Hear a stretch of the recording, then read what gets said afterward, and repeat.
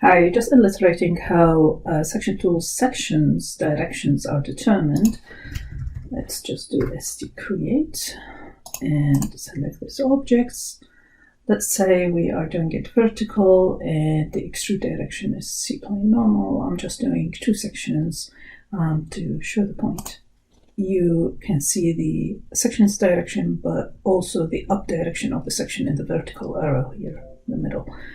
And if you use the front, just keep an eye on the perspective view, and you can see how the direction of the up direction is determined if you're in the front view.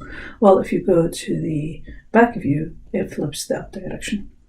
The up direction doesn't change even if you press the flip. As you can see, the up direction didn't change. It's only the projection direction is changing here. Same as when you go there, right? So, and the perspective view is pointing to the left, the up direction, as you can see. And we can flip, and it continues to be in that particular direction. So the up direction is always in the direction of the Z direction in the active C plane.